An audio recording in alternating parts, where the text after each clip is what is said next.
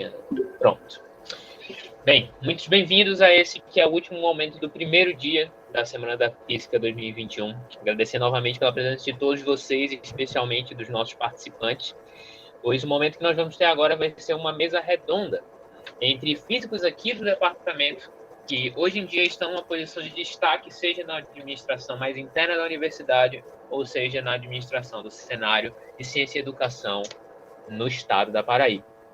Começando a apresentar o professor José Roberto. Ele possui graduação em Física aqui pela UFPB, realizada em 1983, mestrado também na UFPB, realizado em 87, e doutorado pela Universidade de São Paulo em 95. Ele tem experiência na área da física, com ênfase em teoria geral de partículas e campos, atuando especialmente nos seguintes temas: Self-Dual Model, Chern-Simons, Superfield, Supersymmetry e Dual Equivalence. E ele é o atual diretor do CCN UFPB. Ele será responsável por apresentar nossos demais palestrantes, que iniciarão as nossas discussões de hoje. Então, com a palavra, professor José Roberto, muito obrigado pela presença. Quero agradecer ao CA de Física, né? Chama CA FIS. CAFIS. Né? Agradecer a todos, CA CAFIS, né? CAFIS. E agradecer ao convite para participar desse evento. É um momento muito importante, né? Principalmente um evento sendo preparado pelos alunos de Física. Isso sempre foi um desejo nosso, inclusive dos que estão aqui, tanto do Rubens como do Cláudio, durante o tempo que a gente teve na administração do Departamento de Física como chefe e como coordenador de curso, todos que participaram do departamento nos últimos anos. Parabenizar o CAFIS por essa iniciativa. Falar dos professores, para mim, é fácil, porque eu conheço todos desde bastante tempos atrás, né? O professor Cláudio Furtado, ele entra na universidade, é professor da Universidade Federal da Paraíba, formou-se na Universidade Federal de Pernambuco, onde ele fez a graduação, fez o mestrado, fez o doutorado, trabalha em matéria de condensada, também faz física teoria de campos, do espaço curvo. O professor Cláudio tem vários artigos publicados, mais de uma centena de artigos publicados, né, em revistas internacionais indexadas. O Cláudio foi chefe de departamento de Física. Eu acho que é chefe de departamento de Física em 2007, né, Cláudio? Eu fui para São Paulo naquela época. Foi coordenador da pós-graduação e depois ele foi ao Estado, passou para ficar à disposição do Estado, onde foi presidente da Fundação de Amparo à Pesquisa do Estado da Paraíba, a FAPESC. Lá, Cláudio teve participação em várias outras dessa associada à Fundação. Cláudio foi também da Secretaria de Ciência e Tecnologia, que hoje onde está o professor Rubens Freire, e atualmente é o secretário de Educação do Estado, Ciência e Tecnologia do Estado da Paraíba. Então, Cláudio tem um currículo grandiosíssimo, é pesquisador CNPq, e orientou várias teses de mestrado e doutorado, e tem dado uma grande contribuição, tanto no Departamento de Física, como coordenador da pós-graduação. E, se for falar mais alguma coisa, eu vou tomar um tempão enorme aqui para a gente falar sobre os nossos trabalhos que fizemos conjuntamente no Departamento de Física. O professor Rubens é talvez seja o nosso decano da UFPB. O Rubens foi um dos primeiros alunos do curso de Física da UFPB, né, Rubens? Rubens termina o doutorado dele em Teoria Quântica de Campos, orientou alguns alunos, tem várias publicações em revistas internacionais indexadas. O professor Rubens Freire foi coordenador da nossa pós-graduação, né? Inclusive, quando a gente estava no 4 e passando para o 5, isso foi na época em que o Rubens Freire era coordenador da pós-graduação. Isso tem uma história bem interessante, né, entre a gente, mais ou menos 2003, 2004, foi, Rubens, de 2003 a 2005, 2004, uma coisa desse tipo assim. O Rubens foi também secretário de Ciência e Tecnologia do município durante um certo período e atualmente é o secretário de Ciência e Tecnologia, né, junto com o Cláudio Furtado, né, da Paraíba. O Rubens tem uma grande experiência também em sindicatos, né, possui um tempo em sindicato na DUF, no Andes e muitas outras coisas. Tem coisa que ele dá. E a gente é de teoria quântica de campos e fomos formados pelo mesmo orientador, o professor Adilson José da Silva. Então, a gente abre o espaço. Eu acho que devemos começar inicialmente pelo professor Cláudio e vamos falar, que acho que é o tema, né, que diz aí dessa chamada aí, que seria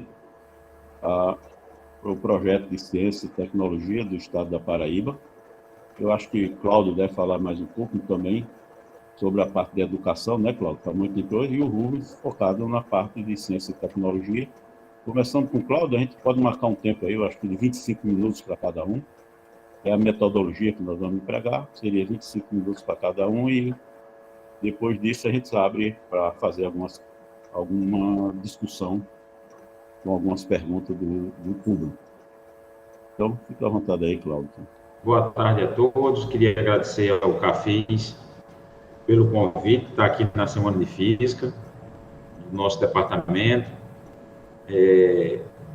Agradecer a todos vocês, é sempre bom estar vendo eventos organizados por nossos estudantes. Agradecer a Zé Roberto pelas palavras dos amigos, sempre elas são mais...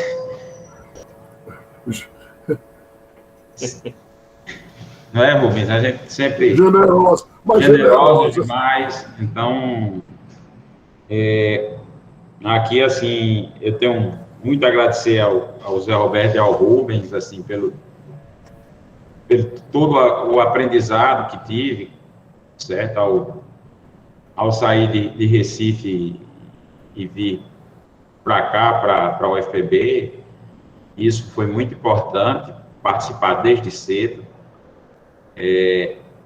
que terminou nos levando a outras experiências de participar da administração pública.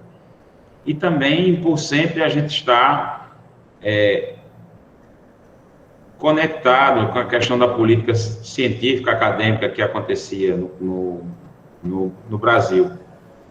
Isso é muito importante, é fundamental para vocês como estudantes, que a gente possa olhar para a nossa política de ciência e tecnologia, ou seja, fazer um retrospecto. Eu não sou um especialista de história, mas a gente pode ver o que é que aconteceu na ciência brasileira há 15, 20 anos atrás, ou seja, a gente passou por um período muito importante da ciência em termos de crescimento, dos números, situação parecida com a que vive a nível nacional. Eu passei quando era estudante, ou seja, eu cheguei, só para relatar a vocês, quando eu terminei meu doutorado, eu recebi uma carta muito bonita do CNPq, uma bolsa que eu tinha pedido, dizendo, olha, o seu projeto é interessante, a proposta é interessante, mas a gente não tem recurso. Então, fiquei 6 meses sem receber bolsa, certo? Como eu sempre digo, financiado pela Fundação Furtado, que era minha esposa, entendeu? Que já trabalhava na época e me financiou por esses 6 meses, porque a gente sabe como é a nossa vida de estudante. E logo depois eu consegui uma bolsa de desenvolvimento científico regional e foi a minha primeira vinda a João Pessoa, onde passei a primeira temporada, um ano e meio. Mas a questão do ponto de vista de ciência e tecnologia, assim, eu vou pegar a história mais recente. Hoje em dia, o Brasil passa por um vale, ou seja, a gente sempre tem ciclos no nosso financiamento a nível nacional, e num ciclo passamos pelo vale de financiamento, ou seja, pela aplicação do Fundo Nacional de Desenvolvimento Científico e Tecnológico, baixo, ou seja, se você olhar hoje os investimentos aportados por entidades financiadoras de ciência e tecnologia, a grande parte dos recursos advém dos governos estaduais. Ou seja, eu tinha esse número mais claro na época que eu estava na fundação, que naquele momento, ou seja, quando Kassab era ministro, no final do governo Temer, o aporte da Fundação de Amparo à Pesquisa já era maior do que o do governo federal, em ciência e tecnologia, e considerando aí a FAPESP, né? Que a FAPESP é um ponto fora da curva, que você tem toda uma continuidade de aplicação de recursos em políticas de desenvolvimento científico e tecnológico.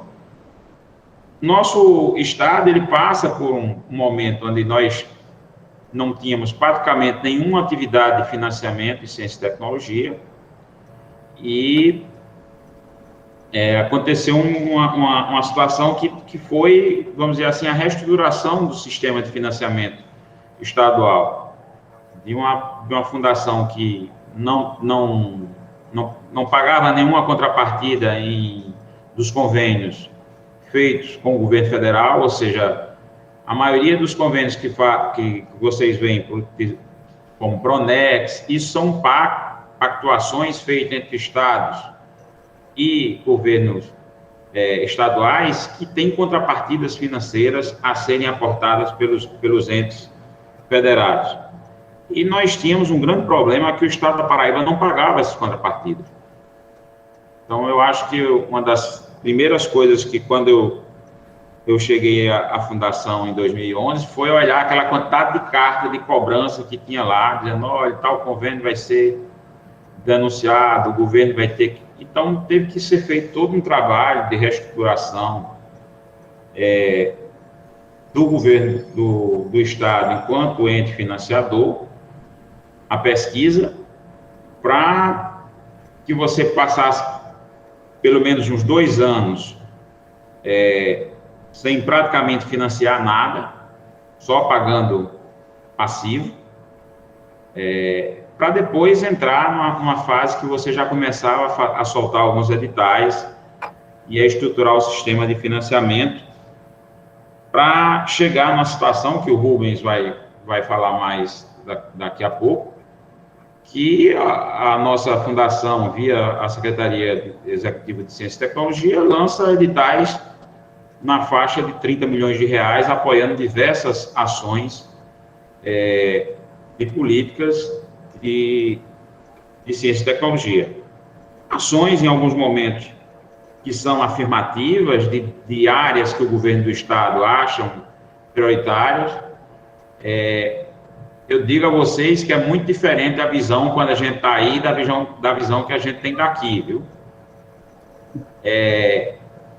Eu discutia muito a questão da ciência pela ciência, o financiamento da ciência sem ter a distinção de ciência básica ou ciência aplicada ou ciência mas tem respostas que têm que ser dadas à população e as pessoas que têm que vir com um retorno mais imediato. Isso não significa dizer que nós vamos deixar, por exemplo, de priorizar áreas como... eu sou um físico teórico, por exemplo, áreas sem uma aplicação mais direta, mas que geram conhecimento que vai gerar desenvolvimento de aplicações, às vezes até no médio e curto prazo. Então, essa questão da reestruturação que eu vejo com grande avanço no estado da Paraíba foi, primeiro, o renascimento de uma fundação que já estava numa situação de quase fechamento. Você renasce a fundação, você volta a financiar, começa a estruturar programas, e esses programas, dentro em breve, virarão leis, certo? O envio do nosso marco legal à Assembleia Legislativa, para que você tenha o repique do marco que foi construído, que foi uma luta da comunidade científica durante vários anos, que aconteceu lá no governo Dilma e terminou sendo efetivado no governo Temer, com um decreto que regulamentava que tem várias nuances que são muito importantes para a questão da inovação, para a questão do servidor público que pode ir trabalhar na empresa, e também na questão do letramento científico, né? A gente só vai ter uma grande defesa da ciência, como você vê em outros países. A gente vê muitos vídeos aí no YouTube do Michio Kaku defendendo ciência e tecnologia, por exemplo, durante o governo Trump, falando dos estrangeiros, mas é porque você criou na sociedade americana, e olhe que o americano médio não é lá esse primor de informação, mas ele acha que a ciência é uma fonte que deve ser investido na ciência, que vai trazer futuro para a nação. E agora, voltando mais para o lado da educação, ou seja, já em 2019, o governador João Azevedo, ele funde junta a ciência e tecnologia com a educação, que eu acho que foi uma decisão muito acertada, porque você começa a criar programas ligados à ciência e tecnologia desde cedo nas escolas. Você começa a ter problemas voltados para a questão do empreendedorismo, para a questão da inovação tecnológica, para a questão do letramento científico, fazendo com que você crie essa cultura nos nossos jovens. E outros programas, como a gente está lançando agora um programa afirmativo para mulheres na ciência, ou seja, um programa chamado Programes. Na verdade, são clubes de meninas, através de linguagem, de você utilizar linguagens de computação para fazer aplicativos, fazer programação e incentivar a questão da participação da mulher na ciência. Então, assim, a gente tem hoje uma dicotomia. Nós temos um governo federal que investe muito pouco em ciência e tecnologia.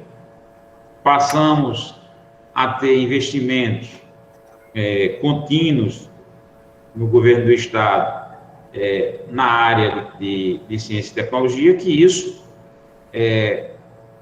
tem uma influência muito forte. Agora, se a gente olhar para esses editais, ou seja, nós somos editais de iniciação científica, bolsas de mestrado, bolsas de doutorado, bolsas de pós-doutorado, que eu acho que foram muito importantes para esse momento agora, que as nossas universidades públicas passam, e ter esse aporte vai fazer com que o trabalho de vocês, dia a dia aí da física, eles possam continuar, e vocês possam fazer mestrado, desenvolver cada vez mais, e que a gente forme capital humano de alta competência, e tem a maior virtude do físico, né? Que é sempre, o físico é treinado para resolver problemas, né? Então, isso, eu acho que é a maior virtude da formação de físico. Isso você pode ver em vários locais do mundo, a contratação de físicos em várias áreas, do sistema financeiro, ou seja, de Wall Street até outras áreas. E é muito importante que o investimento perene em ciência e tecnologia, ele vai diminuir esse gap no estado que tem número alto de doutores por 100 mil habitantes, certo?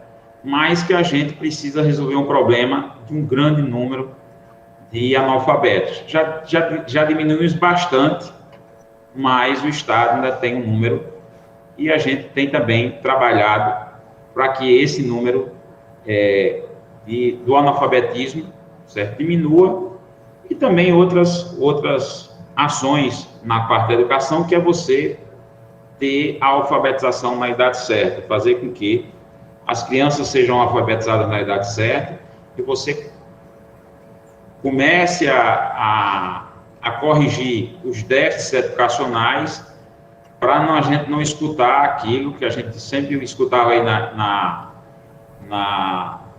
universidade, não, porque quando o aluno chega aqui, não, você tem que corrigir isso desde lá do fundamental dos anos iniciais, para que cada vez mais nossos alunos cheguem melhor à universidade. E também a gente faça uma meia-culpa, né? O curso que nós temos hoje, ele atende às demandas que a gente quer para a sociedade, ou seja, também tem outras perguntas que a gente deve fazer. E isso tudo está no dia a dia da ciência e tecnologia e do financiamento, do que a sociedade quer da gente.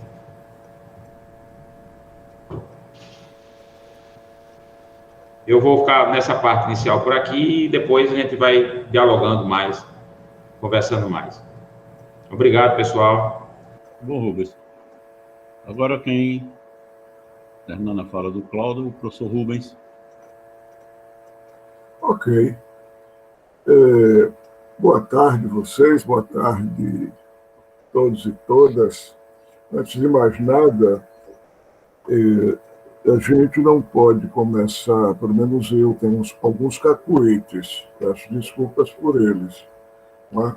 Mas nós não podemos, num evento dessa ordem, onde temos cientistas importantes, cientistas em formação, presentes, homens e mulheres, não fazer referência à situação política que vivemos no Brasil. E eu faço referência porque, para mim, é algo de extrema importância, como tentarei falar um pouco mais. Não fazer referência a mortes que ocorrem, estão ocorrendo por conta da crise sanitária, mas mais do que a crise sanitária, por conta de opção política.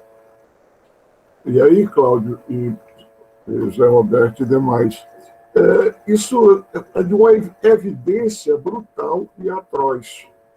Brutal por quê? Nós sabemos que o Brasil dispõe, não é, Cláudio, de condições científicas para desenvolver sistemas de proteção imunológicos de alta qualidade, altíssima qualidade. O Programa Nacional de Imunização não tem par no mundo. Entretanto, foi e está sendo a opção política que tem determinado de maneira muito forte boa parte dessa nossa tragédia. Bom, e isso por quê? Eu parto do seguinte pressuposto: o sistema, a sociedade é composta por alguns sistemas. É evidente, o sistema biológico, o sistema econômico, cultural e político, mais uma vez. É óbvio que dentro do sistema cultural, nós temos os subsistemas, sistema de ciência, tecnologia e inovação, Mas essa interseção desses sistemas determina muito do que nós somos. Determina muito, não, determina tudo do que nós somos. Concomitante, ou de forma paralela a esses sistemas, eu percebo que nós podemos identificar o que eu chamo de esferas de desenvolvimento. E essas esferas de desenvolvimento da sociedade, o desenvolvimento humano com todo o problema que a palavra de desenvolvimento possa trazer, é consequência, a interseção do desenvolvimento social, cultural, científico e tecnológico, político e econômico. Então, nós somos, numa linguagem que a gente compreende, a interseção disto que eu estou me referindo agora. E por que eu coloco dessa maneira? Eu coloco dessa maneira porque eu estou aqui conversando com gente bastante jovem, aliás, não tão jovem assim, né? Não Zé Roberto, Cláudio e outros mais, e ocorreu para vocês começar assim, façam uma pergunta para a gente começar um bate-papo sobre o tema. Mas procedendo de acordo com a nossa metodologia, é importante, no meu entender, que a gente compreenda que somos essa consequência ou essa interseção. E temos que já nesse momento do nosso processo de formação, e aí eu estou me dirigindo aos jovens, aos estudantes, conhecer um pouco da história da política de ciência e tecnologia no Brasil e no mundo. Procurar saber o significado de cada termo do seguinte trinômio: ciência, tecnologia e inovação. Temos que aprender a respeito disso. Se a gente fizer um corte na história, nós podemos dizer que a institucionalização da política pública de ciência e tecnologia no Brasil começa em 1951. Eu sempre coloco dessa maneira. Com a criação do CNPq e da CAPES. Você pode retroceder, você pode, por exemplo, se lembrar que a primeira escola de engenharia, que é o Instituto Militar de Engenharia, de 1792, a primeira escola de engenharia da América Latina e uma das primeiras do mundo. Isso está no Brasil. O Butantan, por exemplo, é de 1901, e eu faço questão de citar o Butantan exatamente por conta do nexo com as nossas possibilidades de construção para o enfrentamento da pandemia. Butantan. E o Instituto Tecnológico da Aeronáutica é de 1950. Então, isso mostra que o nosso sistema, digamos, de política pública de ciência e tecnologia, o nosso sistema, ou como alguns costumam denominar, o nosso ecossistema, ele é jovem e frágil. Ele é jovem e frágil. As nossas universidades mais importantes, elas, quando muito, têm 80 anos. Se nós compararmos com outras da América Latina, da Europa não se fala, dos Estados Unidos, não é? E nossas instituições de fomento, como eu já falei, também são extremamente recentes. Então, esse sistema ele é estruturado, pessoal, e aí a importância da gente procurar aprender por leis. As relações sociais, para o bem ou para o mal, elas são estruturadas no nosso mundo por leis. E um bom exercício é a gente procurar aprender como essas leis foram construídas, não é? O que elas significam, o que elas representam. há um ditado que atribuem a não sei quem, que se os alemães soubessem como são feitas as salsichas e as leis, não dormiriam tranquilos. Bom, daí a necessidade da gente acompanhar para e passo, Cláudio sabe muito bem disso, Gabriel, a construção, o debate na sociedade a respeito dessa legislação, porque é ela, as leis são elas, que regulam essas nossas relações. Então, quando a gente diz está faltando dinheiro para a Bolsa, é porque não há uma estrutura legal que garanta. E mais, não há pressão social para que isso aconteça. A minha experiência na gestão pública tem demonstrado isso. Outro dia, fazendo aqui um grande parêntese, um colega meu reclamava porque determinadas iniciativas não prosperavam. Eu dizia o seguinte, os pesquisadores e pesquisadoras têm que se manifestarem, irem às ruas, pressionar junto à Assembleia Legislativa do Estado, pressionar junto às câmaras de vereadores e junto à Câmara Federal, e a essas autoridades. Essa relação, daqueles sistemas que eu falei, é uma relação, digamos assim, que não é uma relação pacífica, é uma relação de disputa, e nós temos que nos posicionar nessas disputas. É de extrema importância que estejamos dispostos e dispostas a isto. Caso contrário, ficaremos sempre na reclamação. Fazendo isso a guisa de preâmbulo, aí, vindo para o estado da Paraíba, eu diria que o estado da Paraíba, a minha participação no governo tem sido, Cláudio, extremamente animadora. Quer dizer, eu tenho me sentido animado. Eu nem sempre sou uma pessoa muito animada, porque nós estamos encontrando respostas, o governo tem plena convicção da importância da gente ter uma estrutura organizada, orgânica, a política pública de ciência e tecnologia no Estado bem estruturada. Essa estrutura ainda é muito incipiente, ela está em construção. É importante que vocês acompanhem o debate que está em curso na Assembleia Legislativa do Estado, que Cláudio já fez referência, a respeito do marco legal da ciência e da tecnologia para o Estado da Paraíba. Vai repercutir de maneira muito forte, diretamente, na vida das pessoas que aqui estão. E, evidentemente, por transbordamento das pessoas que aqui não estão, a sociedade como um todo. Não é? É importante que acompanhemos.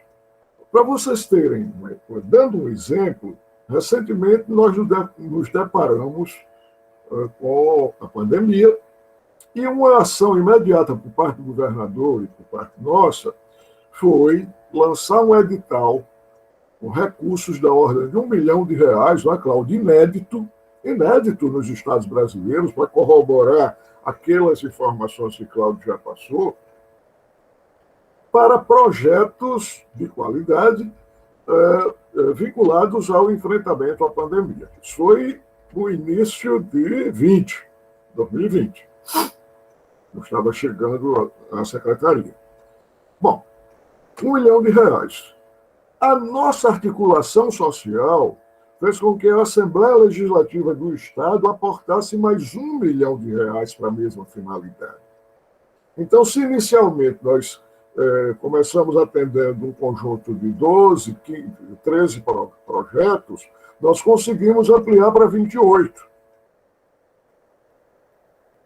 Projetos com mérito acadêmico, com mérito científico. E mais, nem todos eles foram bem-sucedidos. Como é?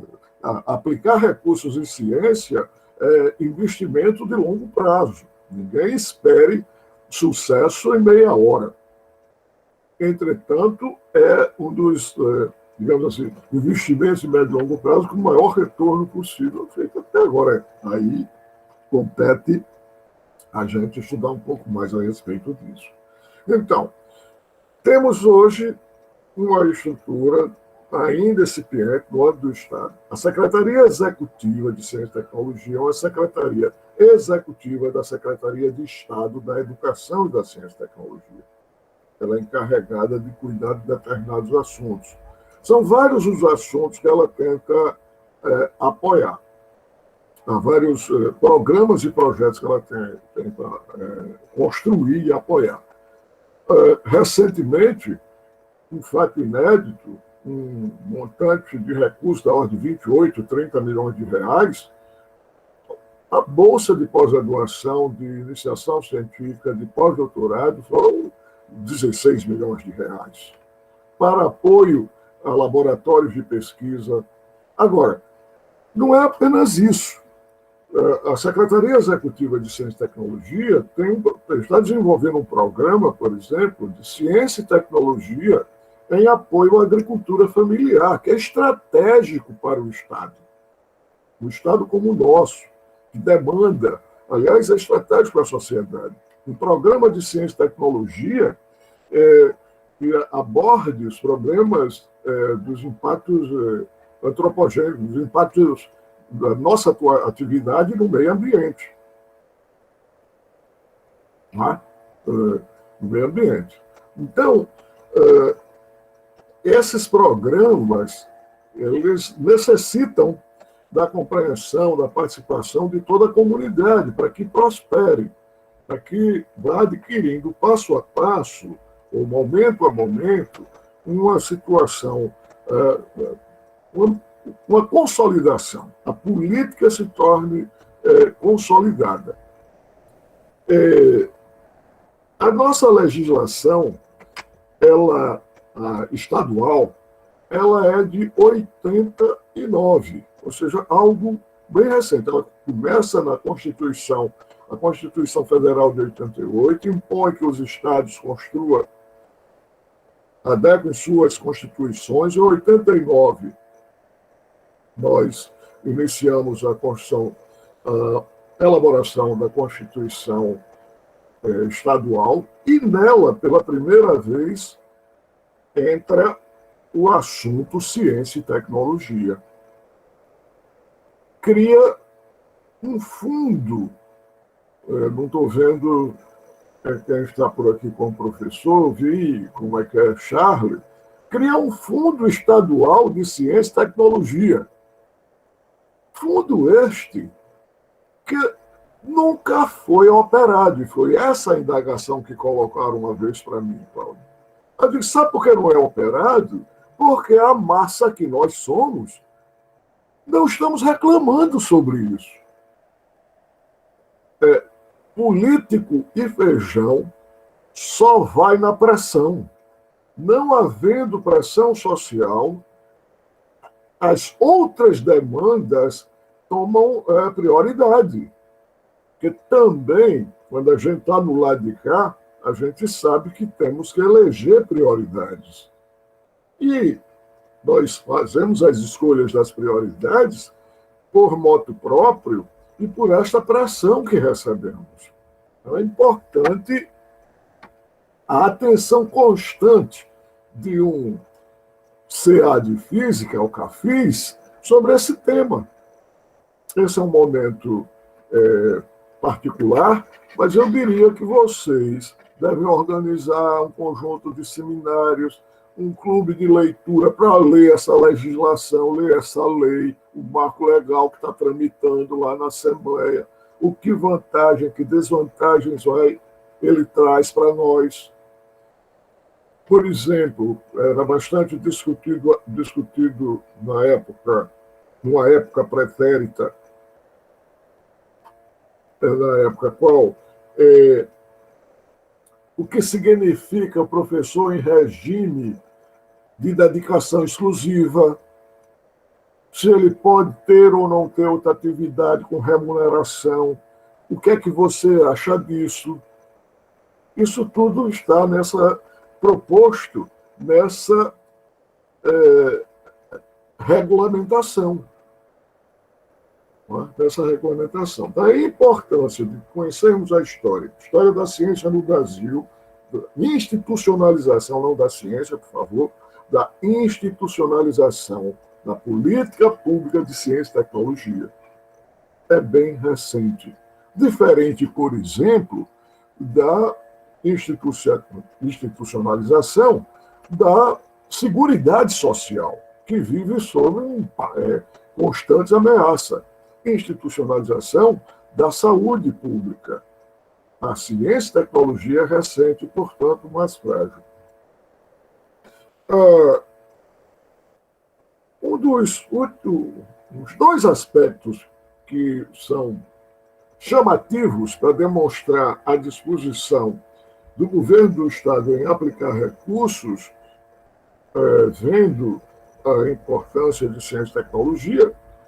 Um é o Parque Tecnológico, Horizonte de Inovação, em João Pessoa, um ambiente que pretende exatamente não só apoiar empresas inovadoras ou base tecnológica, como mudar o perfil das atividades econômicas no Centro Histórico de João Pessoa, com impacto sobre toda a nossa sociedade. E para os físicos teóricos de alta energia não ficarem tão tristes, vai haver uma conferência amanhã ou depois sobre matéria escura, pelo que eu entendi. O governo do Estado da Paraíba está disposto a apoiar de maneira muito forte, isso é noticiado em jornal, só não vou dizer quão forte, viu, Cláudio? A instalação do bingo, que é o radiotelescópio, que estará observando propriedades da chamada matéria escura. Está sendo instalado em Aguiar, aqui no sertão da Paraíba, trazendo para a Paraíba um laboratório de física de física de altíssima qualidade, né? Física digamos assim, com repercussões, como o Carlos Filhos costuma dizer, possibilidades de uma física nova, a partir das observações desenvolvidas por esse laboratório. Isso demonstra que esta turma que hoje está, ou nós que aqui estamos engajados nessa direção. Agora, o que determina o nosso futuro, o conhecimento científico é importantíssimo, mas é a decisão política. E é sobre ela que a gente tem que pensar, refletir e se posicionar. Por enquanto, eu acho que até falei demais, paro por aqui, aguardando os comentários. E vamos agradecendo ao professor Rubens, ao professor Cláudio, né, pelos esclarecimentos e pelos chamamentos, né, da sociedade, ou melhor, da nossa sociedade que estamos aqui. E vamos abrir algumas perguntas. Eu estou vendo aqui que na mensagem tem algumas perguntas e o Cláudio já tem respondido, né, Cláudio? O Matheus Maia levanta a mão. Vamos lá, Matheus. Boa tarde, professores. Com essa vinda do novo ensino médio aí, a gente vê que a ideia é que a ciência ela seja trabalhada em conjunto. Então, a física, química, biologia e até um pouco da geologia, né? Eu acho que do ponto de vista do governo, do Estado, a visão é que os novos profissionais, os novos professores, eles sejam ainda formados em física, química e biologia, ou será que vai vir uma mudança aí e voltar ao que era o ensino de ciências exatas e da natureza?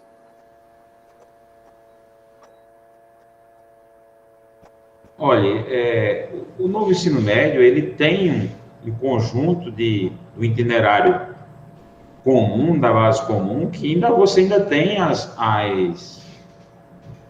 usando o nome antigo, as mesmas disciplinas básicas que a gente tem. Ou seja, vai ter matemática, física, química. A parte dos complementos, onde você tem projeto de vida, e a parte que você vai complementar, é que vai voltar para dentro do itinerário que vai ser escolhido. Aqui na Paraíba, nós optamos por ter um itinerário que a gente chamou do itinerário geral, que ela reúne conhecimentos de todas as áreas, ou seja, fomos mais conservadores. Em outros itinerários, você tem uma discussão, porque você tem o quinto itinerário, que é uma formação técnica. As pessoas têm que entender também que vai aumentar o número de horas aula que vai ter que ser dado ao aluno. Uma coisa que a gente nunca discutiu é que o formato de educação que nós temos no Brasil, que a gente chama escola regular, isso não existe em lugar nenhum. Em todo lugar no mundo, o ensino é integral. Então, ou seja, na reforma do ensino médio, aumentou-se o número da carga horária. Tem um projeto de vida do aluno, e você tem itinerários que você vai fazer a complementação formativa disso aí. E tem outros que são mais focados. Agora, a pergunta que se pode fazer é, você vai poder oferecer isso em todas as escolas? Claro que não. A escola ela tem que ter um determinado número de estudantes que, efetivamente, você possa fazer até pela oferta de professores. Se vocês olharem, essa reforma nossa no ensino médio, ela é muito parecida com a reforma que a Europa fez no ensino superior, certo? Chamada Reforma de Bolonha, que foi muito criticada no início, mas que mostrou grandes frutos, pelo menos para a maioria dos cursos. Qual foram os cursos que não deram certo? Medicina, por exemplo. Porque lá, com o novo formato de Bolonha, os cursos passavam a ser, por exemplo, de 3 anos, e você tinha uma formação, por exemplo, física, você fazia uma estrutura básica de 3 anos. Se você quiser depois fazer ensino de física,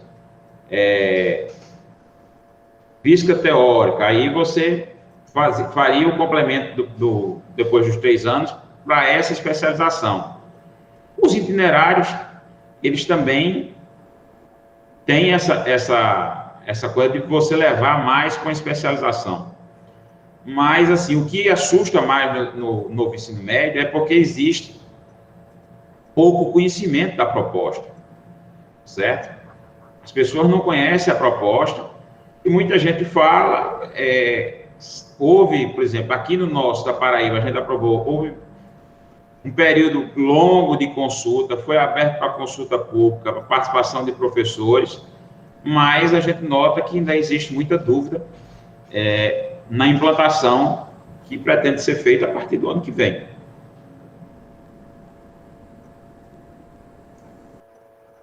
Não, claro. O próximo, vamos fazer o seguinte, quem for perguntar a Cláudia... É só uma coisa, Zé, eu acho que não vai precisar você ter uma formação de ciências como tinha antigamente, certo? Misturado.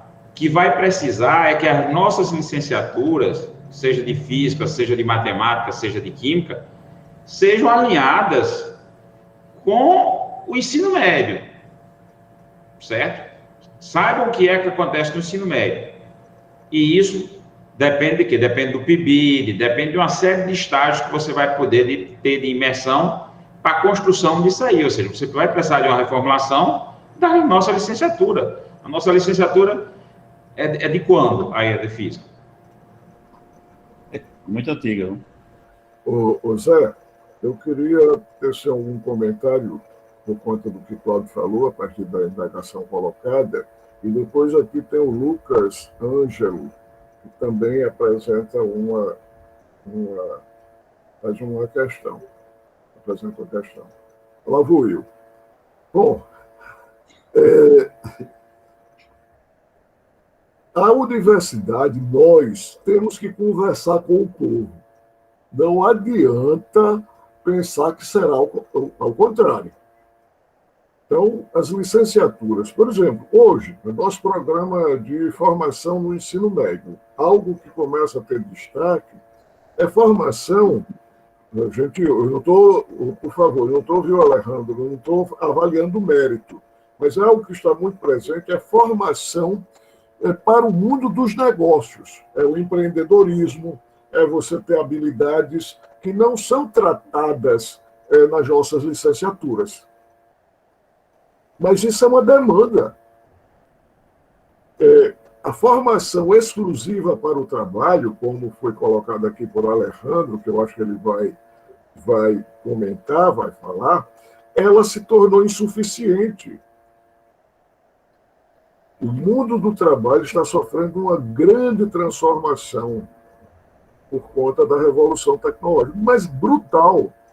O governo do estado da Paraíba, o governo federal estão regulamentando esse o que chamam de teletrabalho, trabalho à distância, home office. Isso é inexorável, inevitável. E aí, os novos professores e professoras terão que compreender este mundo e estarem preparados para este mundo, trabalhar neste mundo. Isso é algo que parece-me que as nossas licenciaturas ainda não acordaram para isso. Além de formações no nível de bacharelado, de pós-graduação, tentando responder demandas diretas. Há muitos e muitos anos, Roberto e eu, tomando cerveja com um amigo, que demandaram dizer, a física tem que formar gente para atender a Anvisa, a Agência Nacional de Vigilância Sanitária. Certo, Roberto? Exatamente. Porque a lei diz que apenas físico pode autorizar funcionamento de equipamentos com radioisótopos. E aí a gente não forma gente para isso. A pamonha está passando aqui.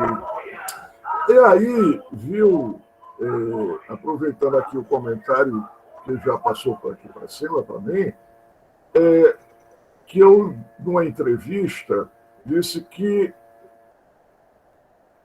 afirmei que, aspas, não há ciência sem dinheiro público. Bom, vou reafirmar, não há. Não há. Não há. Não há como ter desenvolvimento científico e tecnológico sem forte aporte dos recursos públicos. É só observar. Agora, quando o filé está pronto, aí você vê o dinheiro da iniciativa privada chegando. Nessa situação, eu tenho exemplificado com esses bilionários que estão andando de foguete, não é, por aí, pelo mundo.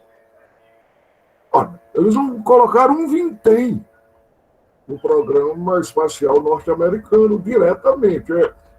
Vamos falar aqui sobre o processo de produção, o modo de produção capitalista, não é? Mas diretamente esse pessoal não aplicou um vintém no desenvolvimento, por exemplo, de software para hoje você ter o Google. E aí o cara paga uma passagem, gasta, sei lá, 10 bilhões de reais, o pessoal diz, o cara gastou um dinheiro. Aí ele dá uma volta na Terra e volta. Nesse mesmo dia, ele ganhou 20 bilhões, porque a empresa dele teve suas ações valorizadas na Bolsa de Nova York. Aí você tem dinheiro da iniciativa privada nesse negócio. Quanto a combater o negacionismo e o declínio do financiamento federal da ciência no Brasil, é isso que nós estamos fazendo aqui. Esse nosso encontro é uma forma, digamos assim, é um elemento importante nessa luta. A gente iniciou, o Cláudio falando, que os estados têm assumido um protagonismo muito forte no financiamento da ciência do Brasil. E isso seria inexorável por conta da evolução que nós tivemos no nosso sistema, no nosso ecossistema de ciência, tecnologia e inovação. Mas, para não me alongar, paro por aqui, porque tem gente levantando a mão, Zé. Conduz aí a reunião. Tem uma pergunta aqui direto para mim. O próximo é o Cláudio Júnior, está correto, hein? Tá sim, professores. Boa tarde a todos. Boa tarde. Aproveitando um pouco, a minha questão tem um pouco a ver com esse final da fala do professor agora com relação à pergunta de Lucas. E eu queria saber se, na percepção de vocês, vai haver uma mudança natural de sair do financiamento nacional para um financiamento estadual, e se vai se estabelecer dessa forma, ou se vocês, na percepção de vocês, acham que vai haver a normalização futuramente do investimento nacional e estadual e manter um equilíbrio?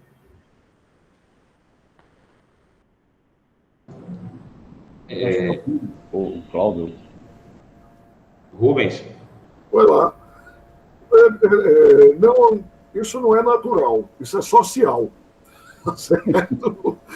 Não é o sistema natural, eu entendi isso, Cláudio, a sua uso da expressão natural. Mas isso é consequência do conflito social. O que vai acontecer no âmbito do financiamento da ciência no Brasil e no mundo. O que eu posso dizer para você posso dizer não, vou dizer o óbvio, todo mundo que está aqui já viu, é que um sistema nacional, em qualquer nação de ciência, tecnologia e inovação, ele é muito caro. Muito caro. Isso muito caro, entretanto, importante. É para ser mantido. É caro porque é bom. E é importante para o desenvolvimento nacional como um todo. E aí, o ente federado com capacidade, no caso brasileiro, de bancar é o governo federal, é a União. É óbvio que os estados cumprirão papel, digamos assim, complementar, suplementar, inclusive vislumbrando as suas necessidades mais imediatas. Por exemplo, o estado da Paraíba tem um setor produtivo frágil, mas tem, e tem um setor produtivo que produz cachaça, que pode se tornar um objeto pauta de exportação. É importante para o estado da Paraíba transformar a cachaça paraibana em produto de exportação? A resposta é sim. Como fazer isso? Uma das respostas a essa indagação é melhorando a qualidade da cachaça, ou criando um padrão de qualidade, de tal maneira que a cachaça seja aceita nos mercados mais sofisticados, que exigem qualidade, exigem que a cana seja colhida sem queimadas. Como fazer isso?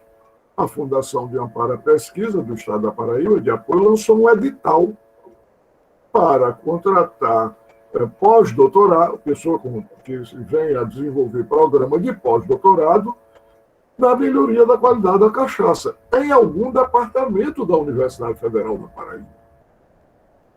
No caso, quem está concorrendo são os departamentos lá de Bananeiras e Areia. Né? Outros assuntos dessa natureza têm sido colocados diante de nós. Por exemplo, a Paraíba produz laticínios simplificando, queijo de cabra. Okay? Mas o queijo de cabra, que ainda é francamente produzido na Paraíba, e não tem, digamos assim, um conjunto de ingredientes do queijo, não, ingredientes do mundo do negócio, dos negócios, que torna esse queijo atraente e competitivo nos mercados. Se você for no supermercado, você vai encontrar queijo francês sendo vendido, sei lá, R$1.000 o quilo. É de cabra. De que maneira esse valor é atingido? Houve um processo de agregar valores por meio digamos assim, do aporte de ciência e tecnologia na fabricação do queijo de cabra. De que maneira nós vamos apoiar? Lançamos um edital para programa de pós-graduação que queira na área, que queira trazer gente com pós-doutorado, não é, Cláudio? Para fazer um pós-doutorado para essa finalidade. Isso é uma ação, viu, Cláudio Júnior agora, complementar a ação macro que deve ser do governo federal. Por exemplo, instalar num estado como Pernambuco ou Paraíba uma rede de alto desempenho, uma rede de internet de alto desempenho. Isso é caro. Nem São Paulo fez. Agora, com o aporte de dinheiro federal, do governo federal, você estruturou no Brasil a RNP. Bom, espero estar respondendo a indagação. Viu, Cláudio Júnior?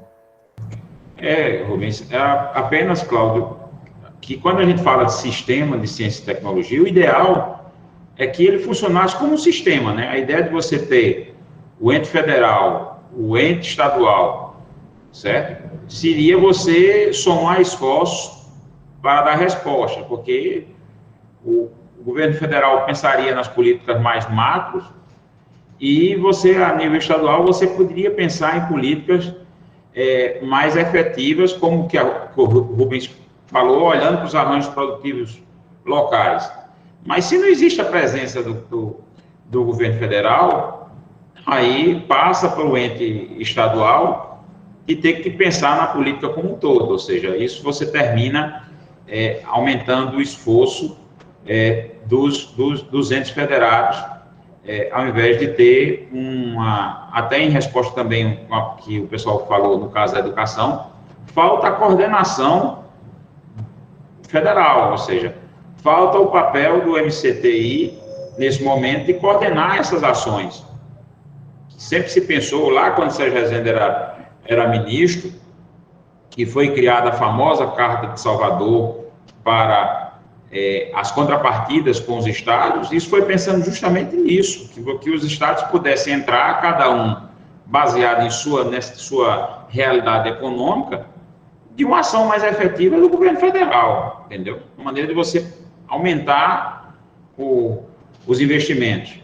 Mas se existe a ausência de um dos entes, aí você prejudica. Certo? Só complementando a resposta do Rubem. Certo, muito obrigado. Devido ao tempo, né, que está andando, acho que o Cláudio também deve ter. Isso, professor. Acho que a gente está no nosso tempo, na verdade. Já está no nosso tempo, né? Então, se o senhor tiver alguma consideração final... consideração, alguma coisa, pode se pronunciar, porque realmente... Bom, não tem ninguém, eu gostaria, Cláudio. Ó, pessoal, dever de casa, né? Professor é assim, faça a bibliografia, tá certo? Dever de casa. Tem que ler O Estado Empreendedor, nome do livro, O Estado Empreendedor, Mariano Mazzucato. Tem que ler as leis, o marco legal de ciência e tecnologia que está tramitando na Assembleia Legislativa do Estado da Paraíba. Fazer uma palestra, vocês sobre. É isso que eu recomendo e, mais uma vez, agradecer e dizer que é só chamar que eu estou por aqui. Vamos agradecer aos dois, tanto a Cláudia e eu, os dois estão muito ocupados com esse problema de ciência e tecnologia. É muito bom esse debate, né? acho que precisa, né, que os alunos, principalmente da licenciatura, percebam o quão importante nesse tipo de discussão. Parabéns aos dois. Vamos agradecer ao professor Cláudio e ao professor Rubens. E também ao CAFIS. Obrigado. Só encerrar aqui para